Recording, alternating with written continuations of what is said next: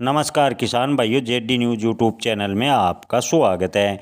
प्याज के बाज़ार का क्या है रुझान, किस तरफ जाएगा बाज़ार, आने वाले दिनों में प्याज के भाव कितने किसानों को मिल सकते हैं।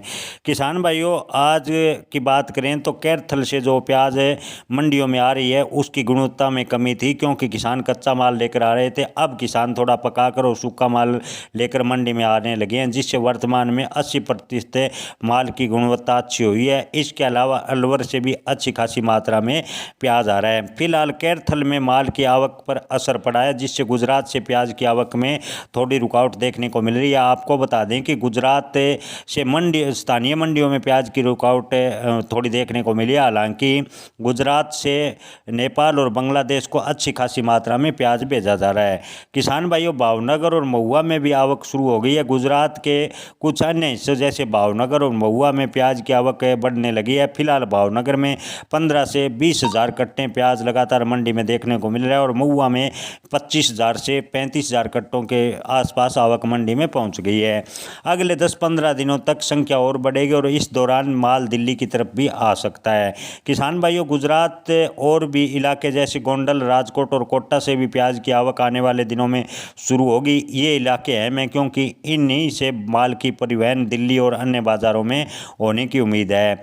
गुजरात के अनेक इलाकों में आने वाली प्याज की क्वालिटी अलग अलग होती है। भावनगर से आने वाले प्याज अक्सर काले रंग के देखने को मिलते हैं, जिसे स्थानीय लोग काला रंग मानते हैं। वहीं गोंडल से आने वाले प्याज थोड़ा गुलाबी रंग लिए होता है। हालांकि इन रंगों का फर्क गुणवत्ता पर ज़्यादा असर नहीं डालता। किसान भाइयों, फिलहाल अलवर से प्याज की आवक मंडियों में ज़्यादा हो रही है। इसकी वजह से गुजरात और नासिक से आने वाले प्याज की आवक थोड़ी मंडियों में कम देखने को मिली है। अगले 10 या 15 दिनों में अलवर से प्याज की आवक कम होगी तो गुजरात और नासिक से प्याज की आवक तेज़ हो जाएगी। यानी ओवरऑल स्थिति को देखें तो प्याज के भाव लगभग स्थिर रहने की उम्मीद है। थोक व्यापारी जता रहे हैं। थोक व्यापारियों का मानना है कि हालांकि प्याज नए की आवक मंडियों में ज़बरदस्त हो रही है, लेकिन साथ साथ निर्यात भी जारी है। ऐसे में खपत और आवक का संतुलन बना रहेगा और प्याज के भाव किसानों को अच्छे खासे मिलने की उम्मीद है। नए प्याज के भाव, थोक व्यापारियों को मानना है कि नए प्याज के भाव भी किसानों को ठीक मिलेंगे और किसानों को इस वक्त प्याज की खेती में लाभ बनता नजर आ रहा है। यानी इस साल प्याज के भाव अच्छे मिलने की उम्मीद थोक व्यापारी जता रहे हैं।